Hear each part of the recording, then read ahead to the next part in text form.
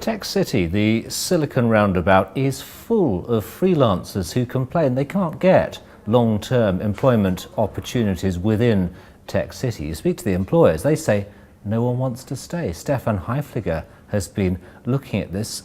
Stefan, what's going on here? Right, it seems that a mere 17% of companies would like to hire temporary staff, but 94% do, according to a recent survey by GfK. And we know that we cannot force individuals to share knowledge.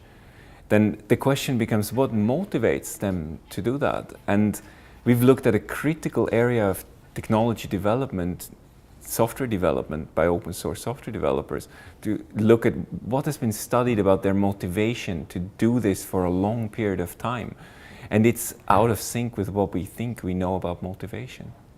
So this would suggest that the primary motivation for software developers in Tech City is not financial.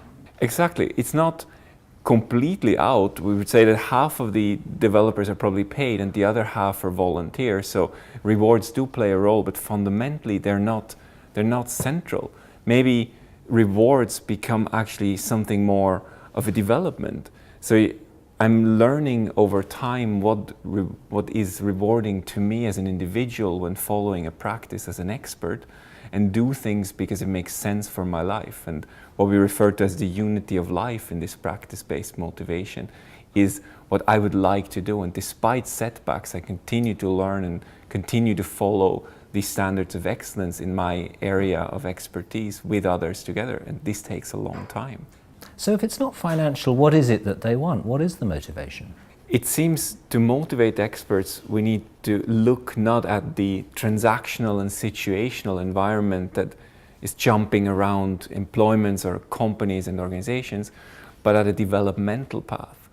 What is motivating experts such as software developers is to stay on a task for a long period of time and learn. That is, the type of interaction is not necessarily transactional, but actually developmental. And it means that staying with the same group of people in a practice is fundamentally motivating, and I think this is being misunderstood.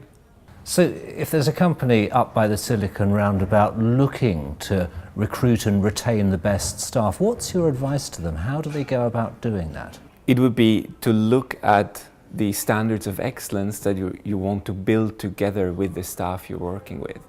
Usually when we think of motivation, there is this idea of use value. Something has to be useful and then I'll do it because it's somehow rewarding. But in fact, when we look at the group of people that follow a social practice and do something together, it's actually to develop what is the better way of doing things and to focus on quality. This takes a long period of time, but it is motivating because each individual wants to learn and develop what makes sense for them to do, what is the good and right way to work and to apply their expertise.